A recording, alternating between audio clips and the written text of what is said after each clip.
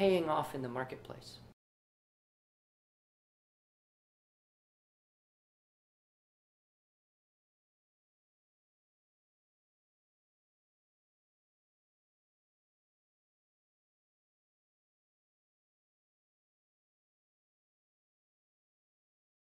I'm so glad that's not true, because I educated 9 without ever really getting my act together, but and they're all doing very well, thankfully.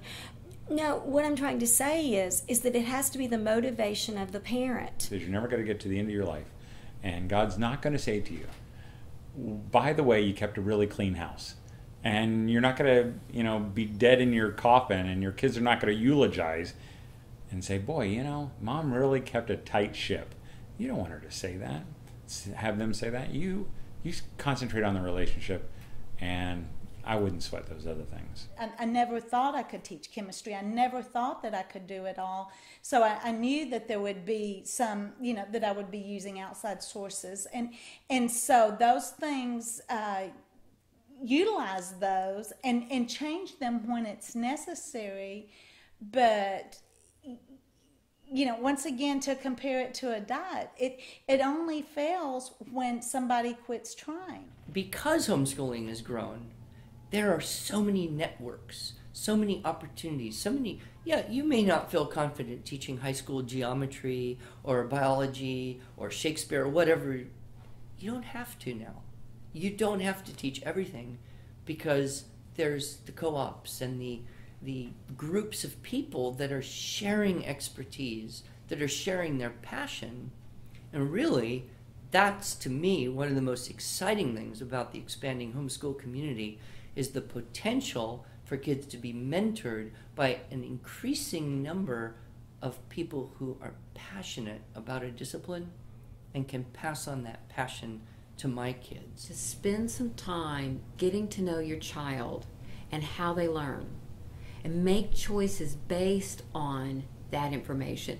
Because you may know someone who homeschools and they use this wonderful program and all of their children are really bright.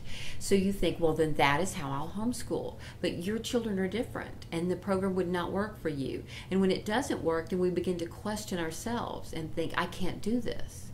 So if you spend some time in advance researching the type of material that's out there, and then understanding learning styles and how your child processes information, you can make a better decision. And you can take the first year of homeschooling, find a math program. You can find math workbooks at the grocery store. Do handwriting practice and read. Find the books that your children love. Find the subjects that they enjoy and read books about them. And spend that year getting to know your child, not just as your child, but as your student.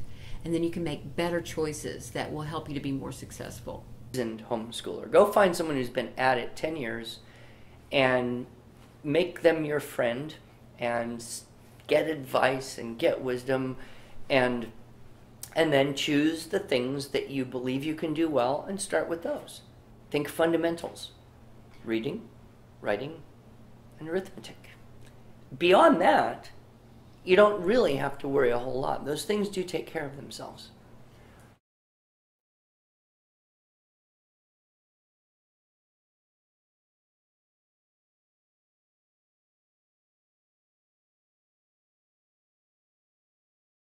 The thing that motivated my wife and I is that as we read the scripture, we saw that God had commanded us to raise our children.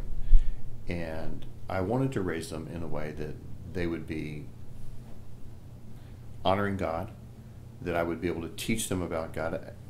And as I looked at what was being taught in the public school system, since I was actually teaching in the private schools, very familiar with the educational environment, I realized that I didn't want to have to constantly battle with my own children as to what they were learning every single day, especially when it comes to secular humanism, when it comes to atheistic worldviews, when it comes to Darwinian biological evolution.